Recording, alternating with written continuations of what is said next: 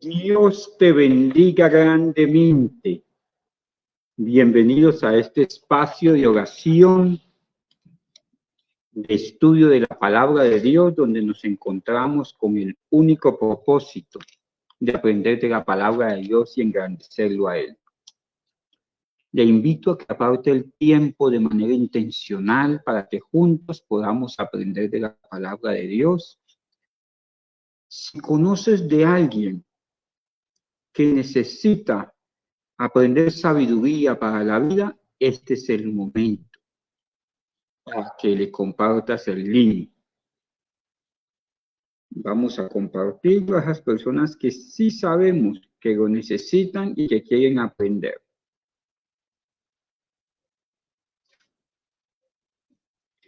Permítanme, estamos compartiendo en algunos grupos que se van a sumar hoy al estudio. Usted en este momento puede estarlo compartiendo también.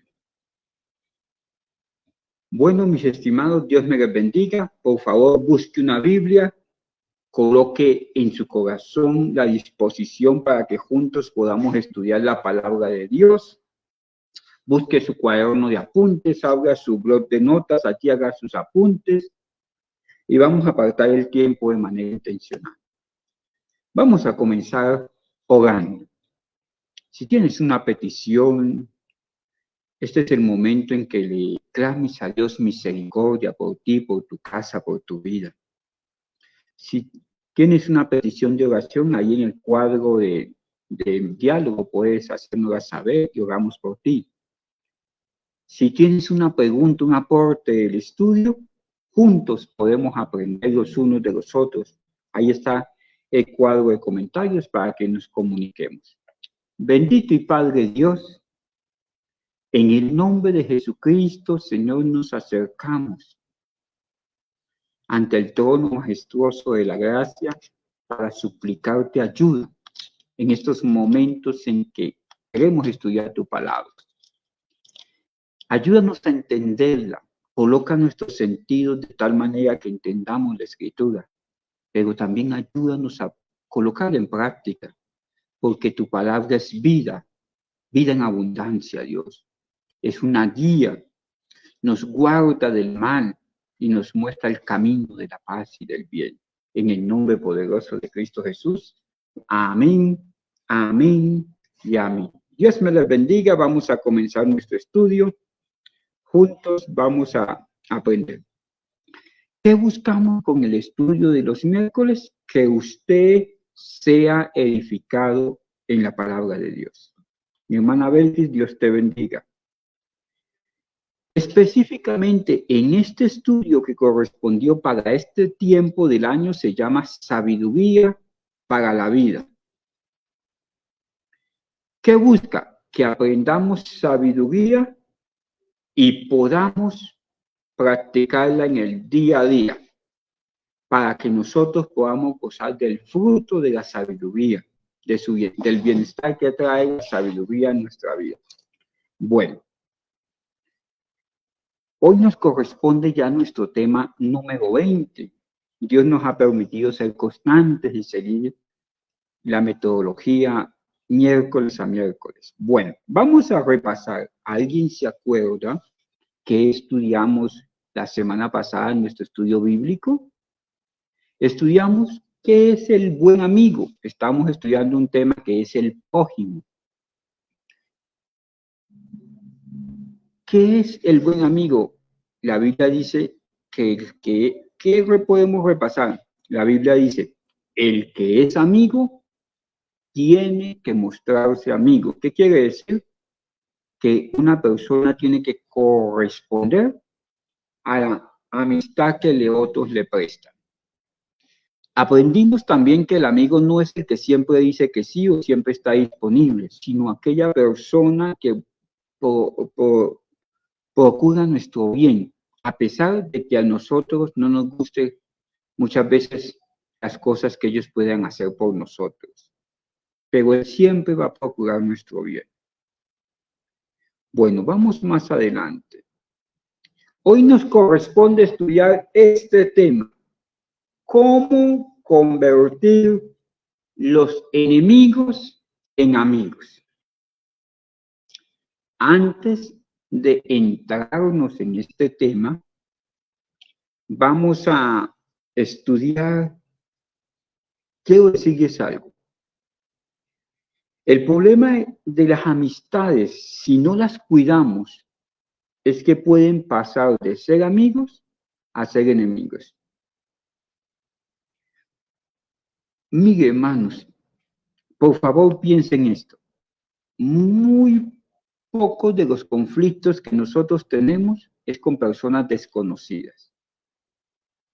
La mayoría de nuestros conflictos o son con nuestros allegados, nuestros amigos, nuestros compañeros o con nuestros familiares. ¿Cómo puede pasar una relación de ser amigo a volverse enemigos, de ser compañeros de trabajo, de estudio, a volverse enemigos? ¿Cómo puede pasar una relación de ser familiares, estimados, a convertirse en enemigos? ¿Por qué? Porque la Biblia dice que los enemigos del hombre son los de su propia casa. Una persona con la cual no tienes contactos, la probabilidad de que haya conflicto es mínima.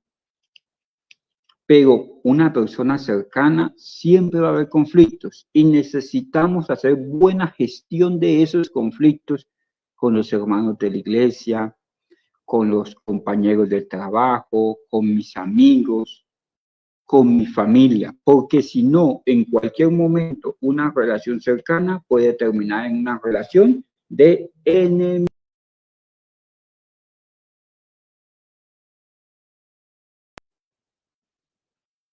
Hay que vivir vigilantes, que mis amigos no se conviertan en enemigos.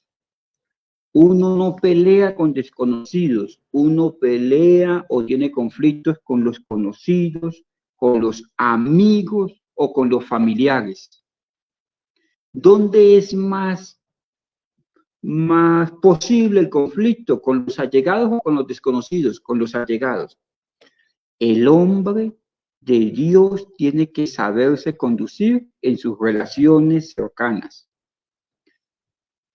Tenemos que tener un corazón perdonador, enseñable, apacible en casa. En casa hay probabilidades muy altas de que haya conflicto.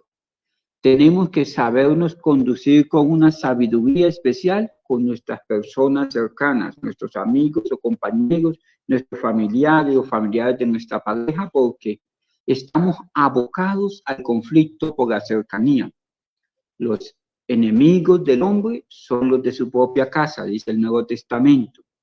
Entonces tenemos que ser avisados, entendidos, para poder manejar estas relaciones.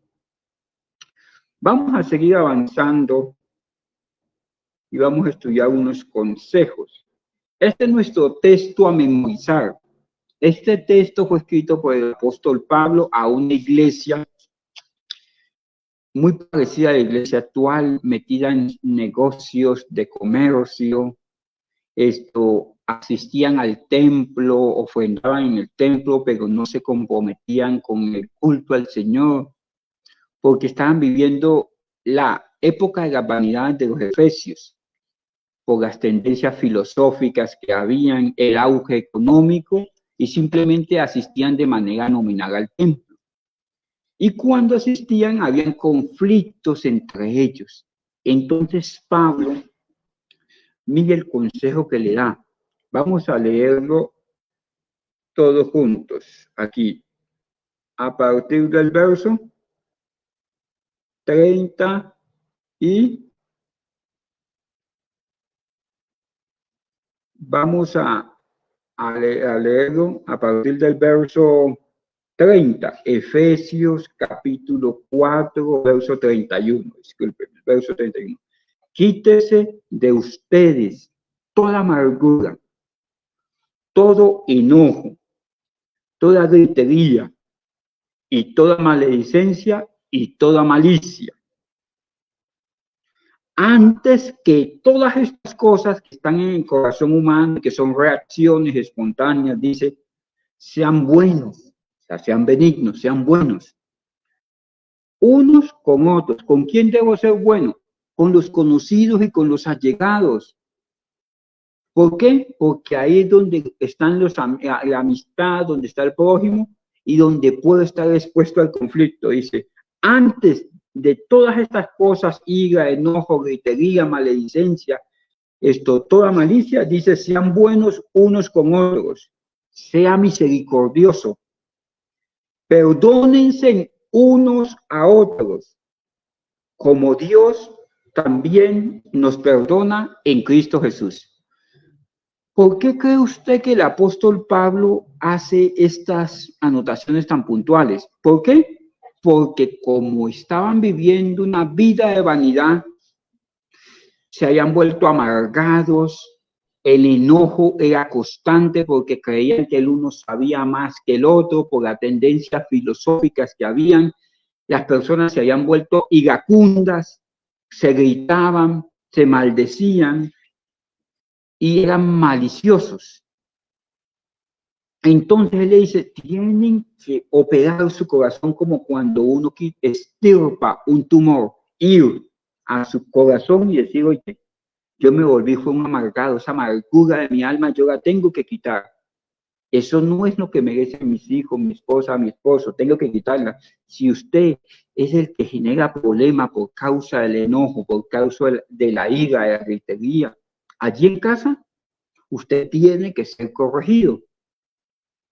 Y sí dice, sea bueno, aunque los demás sean malos, usted está llamado a ser bueno. Sea misericordioso, aunque los demás no valoren sus acciones de misericordia.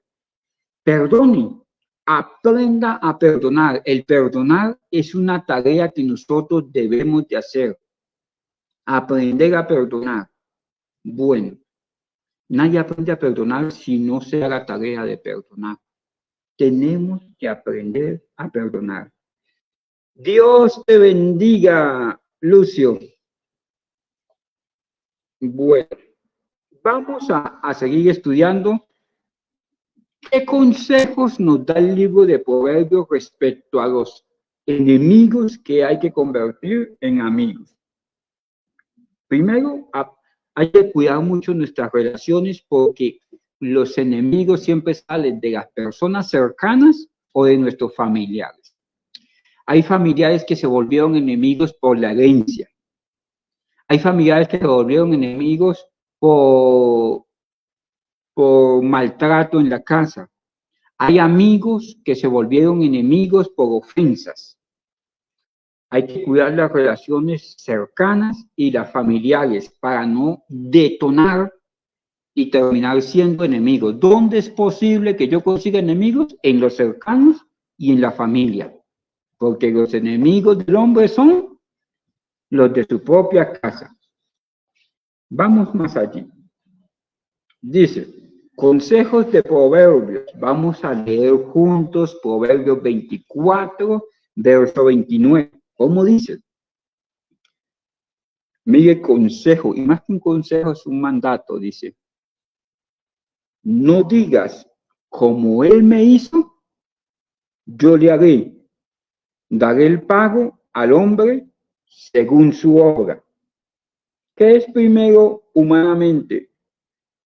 ¿Qué es lo primero que humanamente viene a la mente cuando alguien nos ofende? ¿Qué es lo primero que piensa nuestra mente cuando somos ofendidos o nos generan dolor?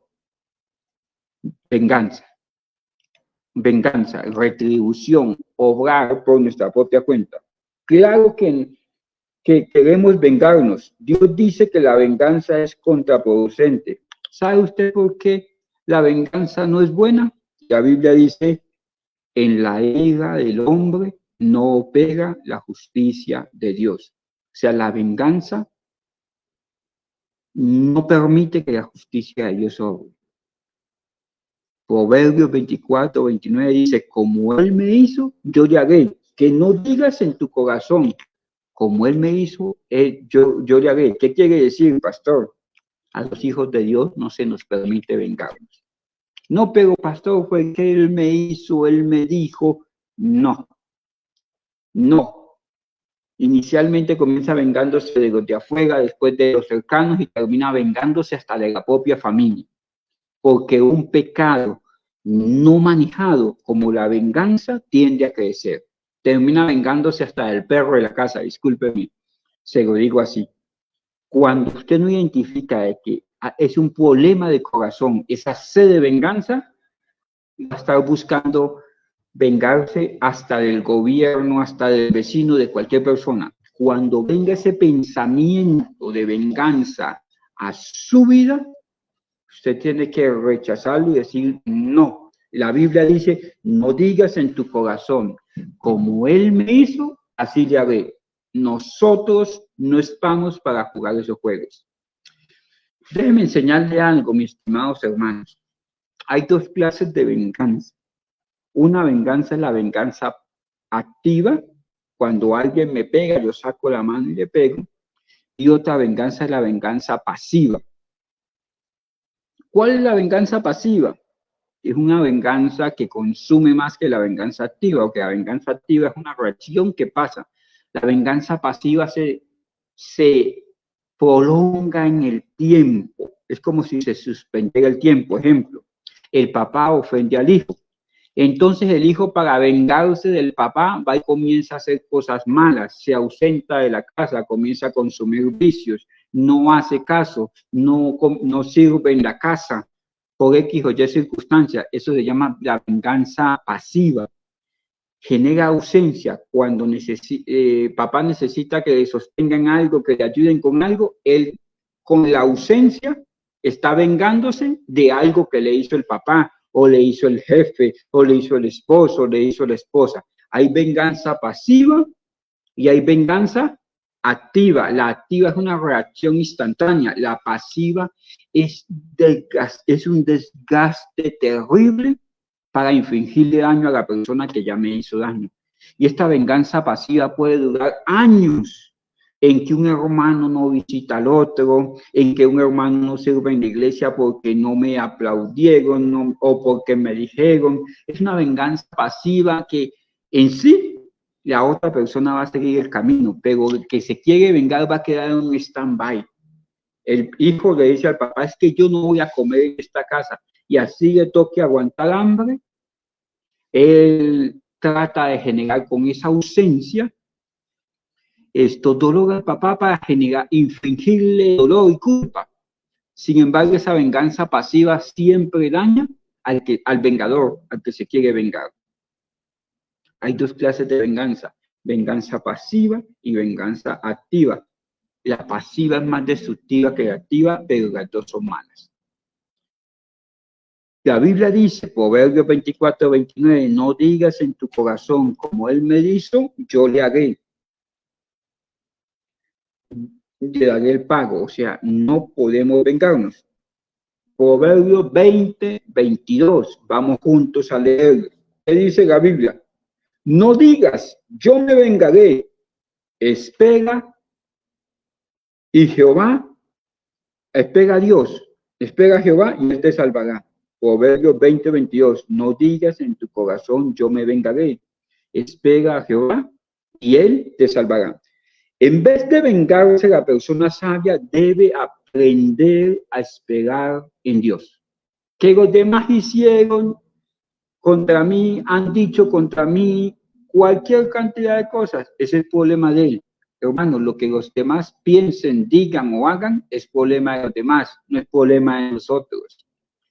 No podemos manejar a las demás personas, pero sí podemos gobernar nuestro corazón ante esas reacciones. En vez de vengarse, la persona sabia espera en Dios. Espera que Dios espera en Dios y entrega esa ofensa en oración a Dios, para que Él haga como bien le parezca. Ahora bien, al momento de recibir una ofensa, lo primero que sentimos es dolor. Luego sube la ira y nace el deseo de defendernos a nosotros mismos. Es un proceso.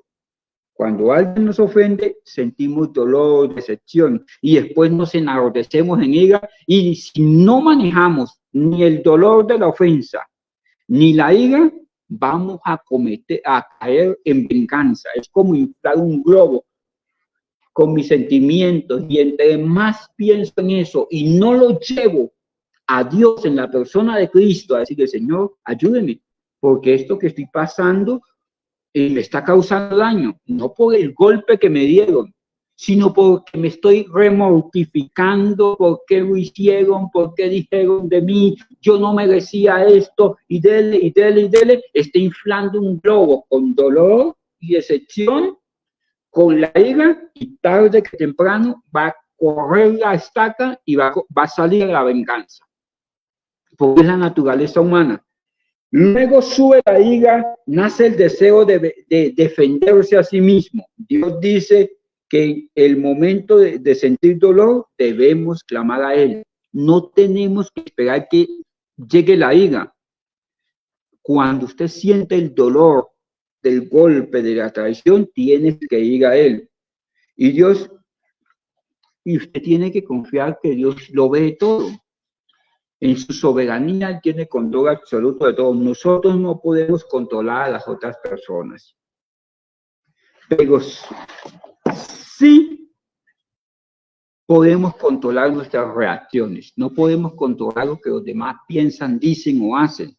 Lo que sí puedo controlar es cómo yo voy a reaccionar ante las acciones de las demás personas. Si el otro ha pecado con sus palabras o con sus hechos, con nosotros, Dios lo juzgará. Pero si nosotros, porque esa persona nos hizo algo, reaccionamos de manera negativa, Dios también nos juzgará a nosotros. La persona, por sus acciones y sus palabras, esa persona tendrá su paga. Pero eso no nos habilita a nosotros para nosotros reaccionar mal y hacer cosas malas. Reaccionar mal con mal. Porque si hacemos mal, Dios también nos juzgará a nosotros. Bueno, vamos a Proverbios 16:7. ¿Qué dice? Y este texto es una maravilla. Cuando los caminos del hombre son agradables a Dios, aún a sus enemigos hace estar en paz con él. Mire, hermanos, en lugar de estar buscando remendar y remendar amistades, sea amigo de Dios. Acérquese a Dios. Si usted se siente dolido, golpeado, ofendido, lleve ese dolor a Dios. No deje que la ira lo consuma. No deje que la venganza lo utilice para la destrucción, porque vas a ser juzgado. Cuando los caminos del hombre son agradables a Dios, aún a sus enemigos hace estar en paz con él. Hay personas que les gusta pelear, buscan conflictos, buscan enemistades. Por buenos que seamos, no podemos evitar el conflicto. Jamás vamos a poderlo evitar al 100%. Romanos 12:18 dice, si es posible, en cuanto dependa de ustedes, estén en paz con todos los hombres. Es seguro que habrá conflictos, pero Dios promete que cuando le agradamos con nuestros pensamientos y con nuestras acciones, Él obrará para que nuestros enemigos nos dejen en paz. En Proverbios 24, aquí no es 25, hermanos, sino 24, del 17 al 18, esa cita está mal, la que está ahí, es Proverbios 24. Otra cita, voy a añadir otra cita, esa sí la voy a tocar, pero más ahora. Proverbios 24, del 17 al 18 dice, cuando cayere tu enemigo, no te regocijes, y cuando tropiece, no se alegre tu corazón, no sea que Dios lo mire y desagrade tu acción, y aparte de sobre él el enojo. La Biblia dice que cuando alguien que ha tenido conflicto con nosotros está pasando un mal momento, no tengo que alegrarme. ¿Por qué? Porque Dios pesa los corazones. Él sabe cuál es la intención de mi corazón. Si yo me alegro por el malestar de una persona que me ha hecho mal, es porque en mí hay sed de venganza. La venganza es el fruto de la ira, la ira viene del dolor. Y esto viene de no sometimiento a Dios. Si otra persona me ofende, tengo que llevar mi dolor a Dios. Eso es someterse a Dios. Pero si yo dejo que ese dolor, esa ofensa se convierta en dolor, es porque no estoy sometido a Dios y voy camino a la ira y a la venganza. Y todo el que se venga va a ser juzgado por sus acciones. En Proverbios 25, versos 21 y 22 dice: si el que te aborrece tuviere hambre, este texto lo retoma Cristo mismo en el Nuevo Testamento, dice: si el que te aborrece tuviere hambre, dele de comer. Y si tiene sed, dele de beber, porque ascuas amontonarás sobre su cabeza, y Jehová te lo pagará. Ayúdenme ustedes que conocen la Escritura. Cuando la Biblia dice ascuas de fuego amontonará sobre su cabeza, ¿a qué se refiere? Ascuas de fuego. Ascuas significan llamas de fuego, amontonará sobre su cabeza. Permítame enseñarles este texto. La Biblia dice ascuas de fuego es que cuando una persona se comporta mal contra usted y usted aplica lo que dice la Biblia, no paguen a nadie mal por mal, sino vence con el bien el mal, esas ascuas de fuego no es juicio de Dios que viene sobre ellos, sino que los pensamientos que lo impulsan a hacer el mal contra la persona van a comenzar a ser meditados. La persona va a comenzar a pensar: oye, si yo pateo a este y este me da un pan, si yo me comporto mal y este se comporta bien, de ahí él puede reconocer su falta y restablecer la amistad. Puede buscar otras formas de ofensa, darse a la tarea de buscar otra forma cómo ofender. Y esto le va a generar trabajo a él. ¿Hasta cuándo? Hasta que se haya desgastado en su maldad, aquí en su mente, y reconozca que es mejor lo bueno que lo malo. Cuando alguien que se comporta mal, yo me comporto bien, si tiene hambre le doy de comer, si tiene sed le doy de beber, y no me vengo, hago que las personas mediten cuál es el sentido de la vida, cuál es el sentido del evangelio, a cuál Dios le servimos, y que no hay forma de hacernos caer en venganza. Ascuas de fuego es que se queman los malos pensamientos que la persona tiene, los argumentos. Aquí lo que quiere decir es que una persona mala se puede desarmar con una persona buena. Cuando vencemos con el bien el mal. ¿Cuál es la medida de la acción del cristiano? No nos venguemos a nosotros mismos. Dejemos espacio para la ira de Dios. Más bien, vence con el bien el mal.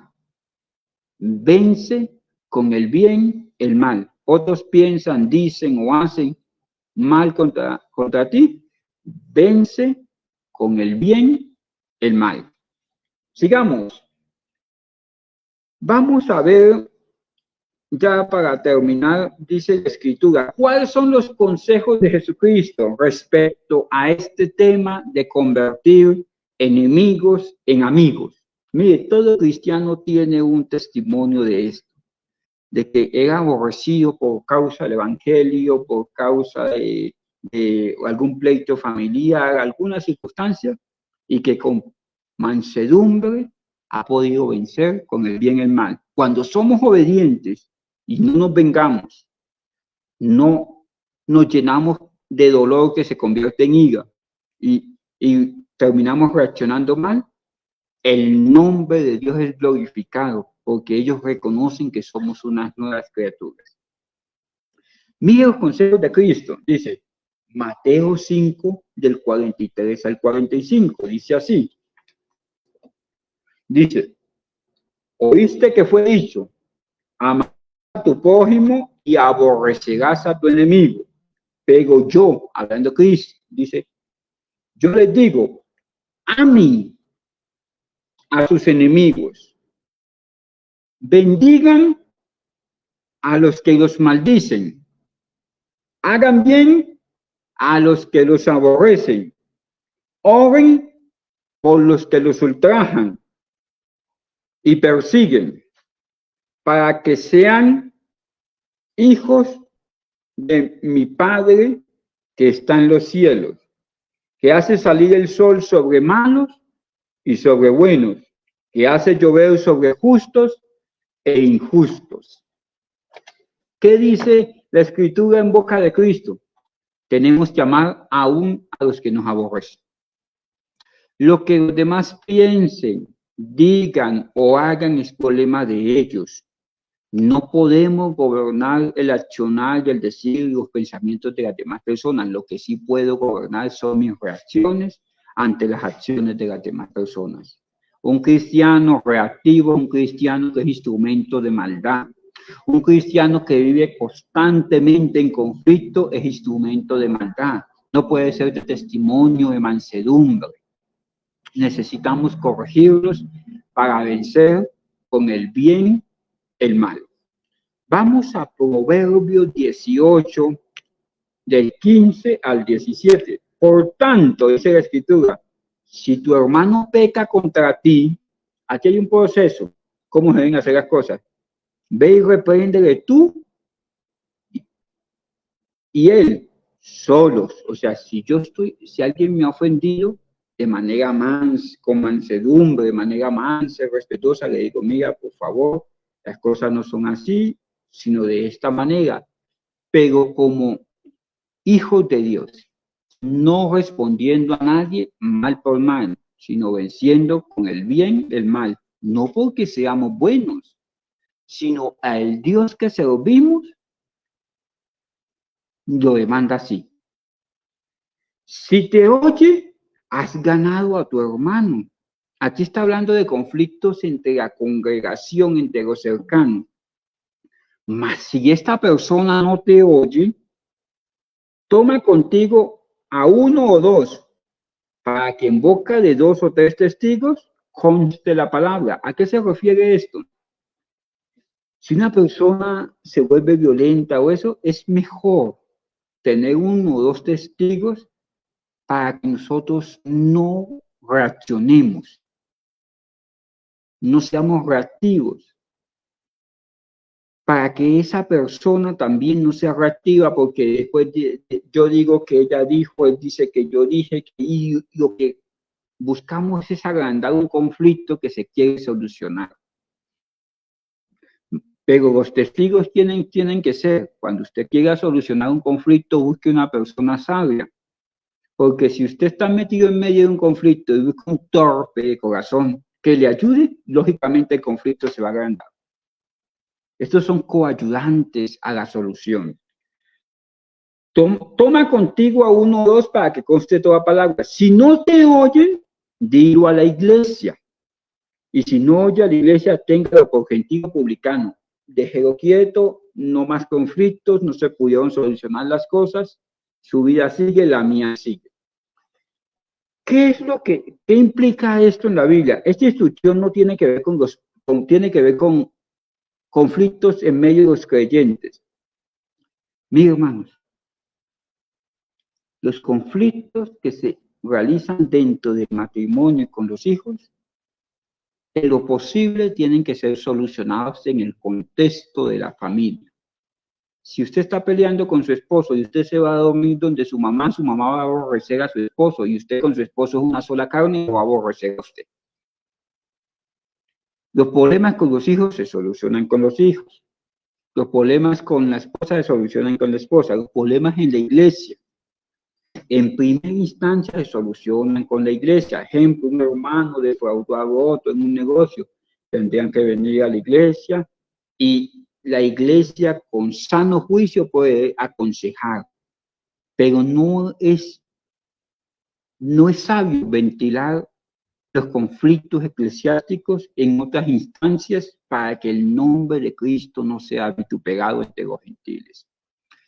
No es sabio escarnecer a nuestros familiares, aunque sean malos, delante de otras personas para que no sea vituperado el nombre de Cristo. Esto habla cuál es el tratamiento de los conflictos en la iglesia. A nivel familiar, se solucionan a nivel familiar de pronto con la ayuda de alguien que tenga sabiduría. Si usted tiene un problema con su esposo y usted se lo cuenta a una amiga, no solamente está deshonrando a su esposo, está deshonrando el vínculo del matrimonio, está deshonrando a sus hijos y pervirtiéndoles el futuro, porque todo el mundo los va a etiquetar de X o Y circunstancias y se está deshonrando a sí mismo. Si los problemas de la iglesia usted los lleva a otro lugar, está deshonrando el cuerpo de Cristo. No quiero decir que usted vaya a soportar todo, sino que hay unos filtros. Primero, la casa. Segundo, la iglesia. Después, la justicia ordinaria. Y si no, téngalo por gentil. Porque hay un orden para edificar y no que en medio del conflicto destruyamos o la familia, la iglesia o el núcleo social donde nos desenvolvemos. En conclusión, Dios quiere sanear nuestra vida emocional y nuestras relaciones con las otras personas. Y Él nos da consejos valiosos en su palabra. ¿Estás peleando con alguien, hermano? ¿Tienes algún enemigo tenaz? ¿Estás metido en un pleito de venganza pasiva o activa? Toma tiempo ahora mismo y entregue esa circunstancia a Dios en oración. Empieza a orar por esa persona de manera puntual que te ha causado daño. Busca cómo hacerle bien y aparte de su corazón la ira y la venganza. Y mi consejo como pastor, no paguen a nadie mal por mal, sino vence con el bien el mal. Vamos a orar para terminar.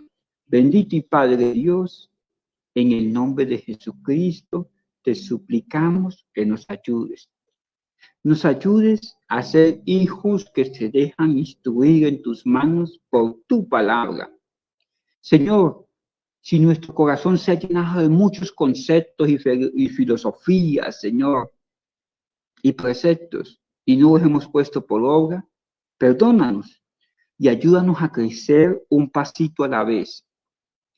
No es el mucho saber lo que te agrada, sino la práctica de tus mandamientos, de lo que tú nos ordenas hacer. Ayúdanos a ser obedientes, a ser oidores y hacedores de tu palabra. En el nombre de Cristo Jesús, Señor, yo bendigo cada persona que se haya conectado a este estudio. Permite que crezcan, que ellos vean tu bien todos los días de su vida, Señor. En el nombre poderoso de Cristo Jesús. Amén y amén. Dios te bendiga, mi estimado hermano. Nos vemos en este mismo estudio el miércoles que viene a las 7 de la noche. Bendiciones.